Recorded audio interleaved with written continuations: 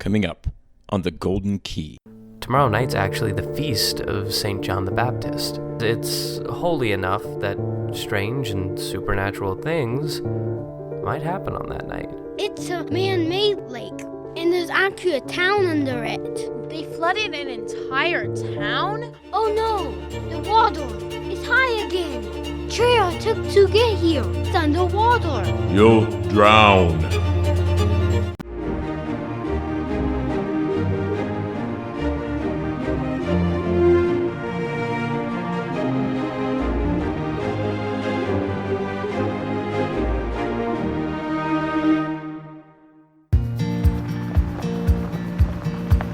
Alright kids, we're finally here.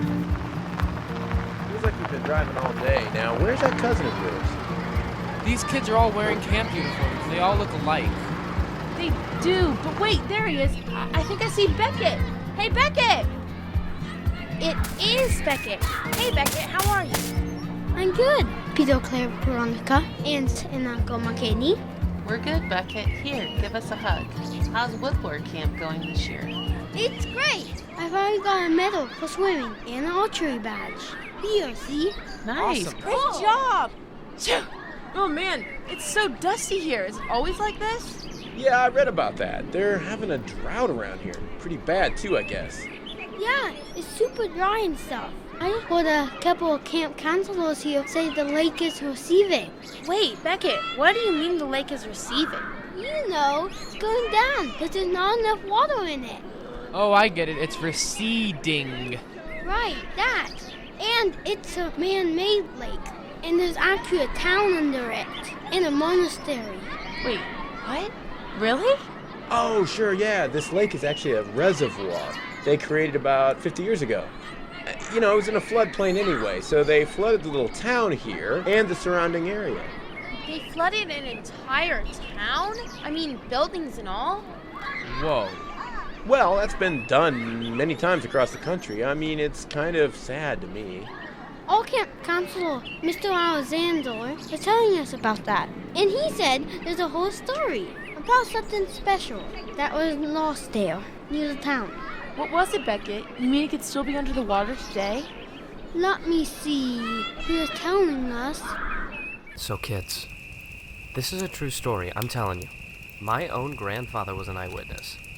See, outside the little town was an old monastery, very small. And there was actually a monk there who was allowed to be a hermit. Mr. Alexander! Hey, Mr. Alexander! Yeah, Bobby, what's up? What's a hermit? Like an old guy with a beard that lives in a shack? Well, Bobby, sort of. Yes, actually, a Christian hermit is a monk who is so hungry to pray that he wants to spend as much time as he can doing it. And he is given permission from his leader, or abbot, in the monastery. It's a very ancient tradition.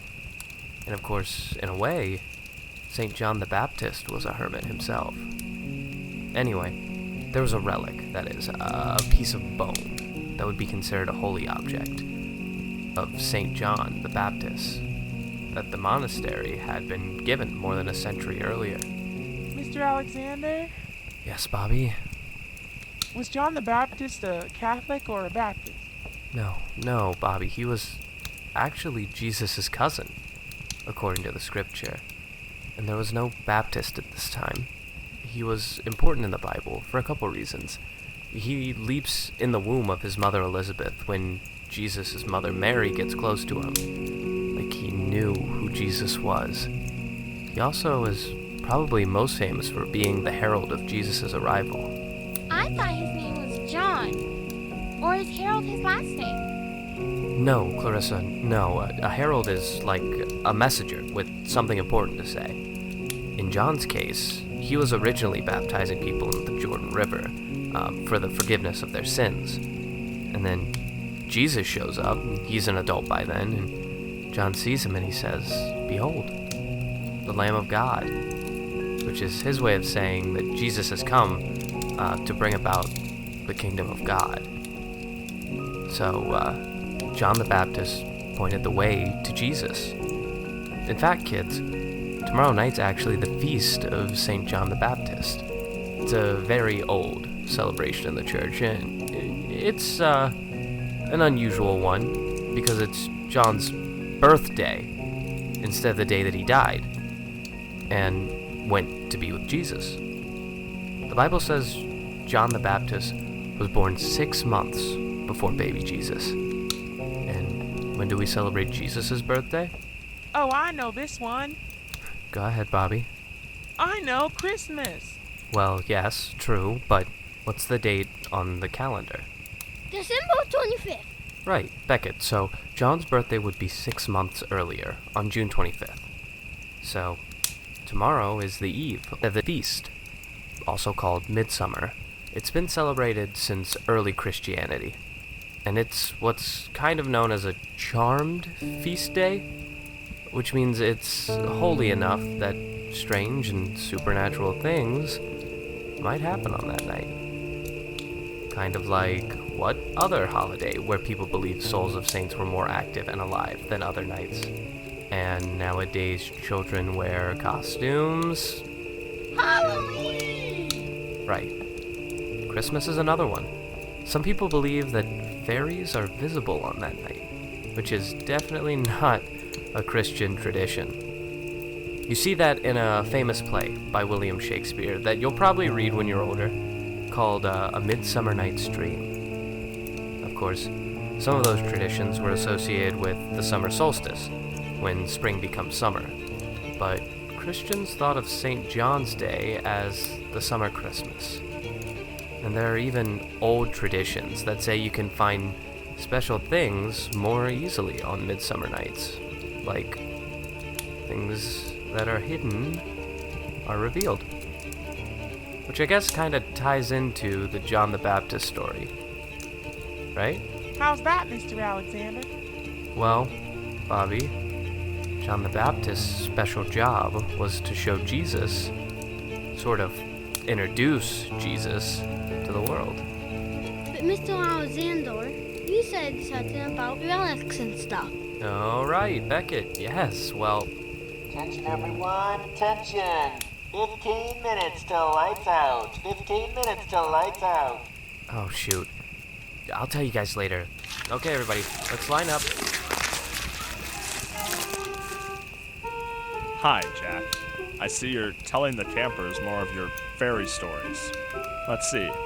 This week I've heard you tell them everything from Hansel and Gretel to Jack and the Beanstalk, the Elves and the Shoemaker to Snow White and Rose Red. Ah, Dr. Brandt. Here to visit Aiden for the open house day? Matter of fact, I am. Look, Jack, as a psychologist, I'm concerned with what you're spreading with your fairy stories. Their morals, their ideas of good and evil, are outdated. They're just too old, not to mention some of their quite frightening elements for children. I wish you wouldn't tell them. Dr. Brandt, I respectfully disagree. I mean, I've seen the results of many modern professors' ideas of updating fairy tales and removing the original stories and meanings for kids. I think these stories have a lot to teach us, and they also touch us on a level of our imaginations, and that's an important thing. Well, I was disturbed by what you said about John the Baptist Day, or whatever it was. Hello, Andrea. How's life in Cabin 6? Can't say I'm surprised you're disturbed. Sorry, I mean, what's troubling you about what I was saying? Mr. Alexander, John the Baptist was a biblical person. And you're not only talking about feasts and other unbiblical things like that, but now you're putting fairies and other pagan ideas in with him. I'm just not comfortable with that. Well, celebrating Saints' Feast was going on before there was an agreed-upon list of New Testament books, Andrea. And I don't think fairy stories ever made anyone convert to paganism on their own, okay? But thanks for your contribution. Look, I need to get going, Dr. Brandt, Andrea, but do you know what J.R.R. Tolkien, the great Catholic Christian writer of Lord of the Rings, said about fairy stories? He said, "Why should a man be scorned if, finding himself in prison, he tries to get out and go home? Or if, when he cannot do so, he thinks and talks about other topics than jailers and prison walls?" He was talking about the imaginative beauty of what you might call fairy world, and the deeper truths and meanings those stories carry to us. He also said, "The land of fairy stories is wide and deep and high. Its seas are shoreless, and its stars uncounted. Its beauty an enchantment, and its peril ever present. Both joy and sorrow." Well, that's very pretty and all, but... I'll see y'all later, okay? Oh, hi Becket. I didn't see you there. Hi, Mr. Alexander. So anyway, oh hey, Kateri. Hi, Kateri. Hi, Kateri. Hey, how are you? Hi, Claire, Veronica, Peter, Aunt and Uncle McKinney. Did you know I turned 6? They know that, silly. They sent you a card, remember? And some money. We did, Kateri. How you liking camp? Yeah, it's fun. I want to show you the tetherball thingies. They're my favorite. Don't forget to show us your cabins where you guys stay, too. We will. Over there's the lake, and there are the boats. And there's the... Hi folks. Mind if I join you? Not at all. Here, kids, scoot down. I'm Jack Alexander. I'm a counselor here. Oh, you must be the famous Mr. Alexander we've heard so much about from Becket. Oh, Becket, sure, yeah, great kid. Is he your son? No. He's our nephew. He and his little sister Kateri are here. These 3 are ours. Peter, Veronica, and Claire. Nice to meet you. Hi. Hi, guys. Glad to have you here. First visit? Yeah, it's a great place. Mr. Alexander, Becket loves the stories you tell. Well, I'm glad to hear it. You know, not everybody does. He was telling us how you told the campers the story of the Midsummer Night's Dream by William Shakespeare. I remember we went to see that when the high school did it on stage, but I don't really remember the story that much. It's sort of complicated, you know, but fun. It takes place on Midsummer's Eve. That would be tonight, of course. It's about how the fairies' spells create a lot of craziness by causing the wrong people to fall in love. It's pretty goofy and good. We'll have to refresh your memory on that story sometime, Claire. So, Mr. Alexander, we hear the lake level's gone down quite a bit this summer with the drought and all. Oh, yeah. A ton. I've been a counselor here for, 5 years, and it's never been this low. Is it true that you can see part of the old area that was underwater? Yeah, that's true. It's especially kind of cool for me. My grandfather actually grew up in the nearby town they flooded, and always told stories about it, you know? My dad came here with him to watch when they flooded it to make the lake back in the 60s. I'm kind of tempted to go take a look at it, especially with the old legend of the hermit monk and the relic. Oh, we hadn't heard that one. No? No. Maybe Becket didn't get a chance to tell you about it. He was super into it. See, that relic had come to the monastery of St. John, and people used to come see it. The weird thing was, after it arrived, strange things began to happen. Strange good or strange bad? Well, strange good, actually. A couple had a young child who was very sick with one of the diseases that were kind of like the plague at the time, smallpox or measles or something. And they were praying for healing, and they asked St. John the Baptist to heal their son, and then, even though they weren't supposed to, they snuck in and touched the relic to the boy. You can guess what happened. Well, I bet he didn't die. Right, Mr. McKinney. Completely healed. Baffled doctors, claims of the miraculous, the whole bit. And it happened again after that? It did. Several more times. So what happened to it? I mean, they would have moved it when the area was going to be flooded, surely. They would have. But they couldn't find it. What? Well, the monks were gonna take the relic with them when they moved their monastery to another place in the state, but try as they might, they couldn't find it. So, the legend suggests that the old hermit monk kept it with him. And of course, there are old spooky tales that the hermit wouldn't leave and kept praying in his little shelter in the woods while the floodwaters rose, which is ridiculous, of course, because the authorities scoured the place before flooding it, and they assured everyone that no one was left behind when they started the flood.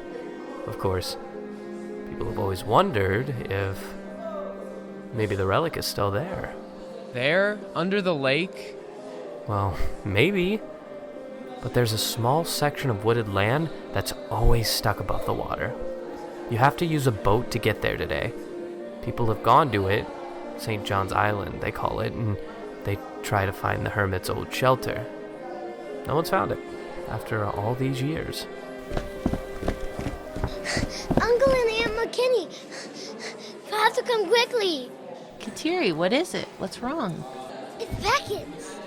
He's gotten lost. Lost? How could that happen? In the camp? No, not in the camp. He went for a walk. Well, he did. He saw where the water was so low in the lake, but you could walk to the island. The one with the trees. The hermit's island. He made me go with him. Made you? Is that true? Well, I guess I went with him on my own. Anyway, we got near the woods. I tried calling for him, but I got scared. I hear there's a ghost there. A ghost, Kateri? Really? Yeah, the hermit ghost. I got scared, and I came to get you all. It's okay, sweetie. We'll find Becket. Right, Mom and Dad? Definitely. Let's get going. Kateri! Kateri! Where is she? I got so tired of waiting. I looked down here by this log to rest. Beth. Boy, hope she's okay. I think I fell asleep. Well, I made it to the forest. And on Midsummer's Eve. I guess I'm still hunting for the hermit's old shelter in that relic. I know I can find it. Oh boy, my flashlight isn't very strong. Come on, darn it. If it were just... Whoa! That's Dr. Brent, fairy tale Hador. What's he doing here? And asleep just like I was. Wait, what's that light? Whoa! That's no ordinary light. That's alive. Is it a firefly? No, it's too big. It looks like... No way. It's true. It's fairy. It's a real fairy. So everything they say about Midsummer's Eve, St. John's Day, and the fairies, it's true. Oh, goodness. I must have been sleeping, and it's raining. Kind of chilly. I need to get back to the camp, but I could swear I saw... fairies? Oh my word, yes. I see them. And suddenly, somehow I understand what Jack Alexander has been telling the children. Fairy stories. How wonderful they are. How could I never see it before? I must find him and tell him. That was weird. Dr. Brent hates fairy tales. That's so just weird. Well. Oh, hey, that's Andrea. Hi, Andrea. Becket. Oh, hi. I don't remember how I got here, but I feel so different. Different? How? I don't know, Have you ever thought about saints? Saints? Yeah, saints. They're amazing, and fairy tales. Do you know that the Lord of the Rings guy? What was his name? C.S. Lewis? No, he wrote the Narnia books. The Lord of the Rings was... Tolkien, that was his name, yes. He said that the Christian story is man's great fairy story, but a true one. But Gospels begin and end in joy, he said. That's actually really cool. I love it. I thought you hated it. How? Where has this been all my life? That's even weirder. I wonder. Well, of course. It's just like that William Shakespeare guy story about the fairies in the woods. But those fairies made people fall in love.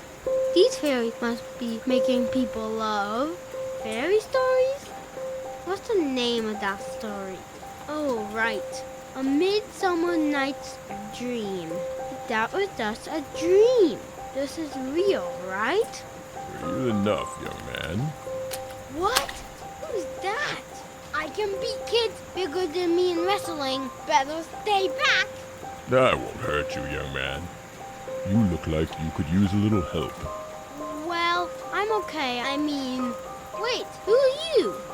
You look like that hermit monk Mr. Alexander told us about. The one they never found. Do you still live here? Young man, you've noticed it's raining, haven't you? Oh yeah, I'm really cold and wet. I need to get back to camp. My boy, I'm afraid that's impossible. Look around you. Oh no! The water is high again. Trail I took to get here. It's underwater. Can I walk back on it? Don't dare. That water could sweep you away in the darkness. You're trapped here for now. No, I can't be. I shouldn't have ever left the camp. This was stupid. Oh man, I'm scared. You'll be okay. Come with me to higher ground. I know a safe place. Well, you're a stranger. Not a good idea, but what if I stay here? You'll drown. Now follow me. What are you doing? Walking up to those thorn bushes. You get all bloody. Trust me. I know what I'm doing. Follow me. You move those bushes aside. And there's some kind of little shelter in there. With a roof and everything. So you are the hermit monk. Here, boy. Take a look and mark what you see. You know what it is. No, there's a box with some old bone in it. What? Oh! Could it be the relic? The St. John the Baptist one? Hidden things are revealed on St. John's Eve, my boy. Just like St. John the Baptist revealing Jesus to the world. Here, take it. It's long overdue to go where it belongs. But where does it belong? Young man, I must go out and help others. The fairies have been busy with both mischief and kindness tonight, as they always are on June 24th. You stay here and dry off. Rest. Help will be here soon. But don't go, please. I'm kind of scared. God is with you, boy, and ask St. John for his prayers. That's always worked for me. Besides, you have the best weapon against harm, right inside that box. I guess I do. Oh, okay. I guess I can sit for just a few minutes here. It's so nice and dry and warm for some reason. I'll just wait here a little while. Becket! Becket! Becket! Becket, where have you been? You had us worried. Are you okay? Oh, Auntie, Uncle, Mr. Alexander, everyone. How did you find me? Kateri told us where you'd gone, and we had to get here by motorboat. Since the rain made the water level so high. Not a good move, mister. Yeah, Becket, that was crazy. We were so worried. I'm sorry, everyone. Really, I had no idea it would turn out like this. Oh, Mr. Alexander, did Andrea and Dr. Brandt find you? Andrea and Dr. Brandt? No, I haven't seen them. Why? Were they here? Here. Well, they were enchanted, I think, by the fairies. Like in the Midsummer Night's Dream play. You don't mean they were in love, do you? No. Well, in most fairy stories, for some reason. I guess you could say that. Those two? No, not likely. They hate fairy tales. Hey, what's that you have there? Oh, this. That's right. It's the St. John the Baptist relic. Look. What? Is it really? It looks real enough. Well, I guess we can do some research to prove it, but that looks just like every photo I've seen of the relic. It's amazing. I just can't get over it. Where did you find it, Becket? Well, the old hermit gave it to me. You know, he led me here to his shelter. What shelter, Becket? This is just a bunch of thorn bushes you were laying under. You saw someone, though? Yeah, the old man. He led me here, and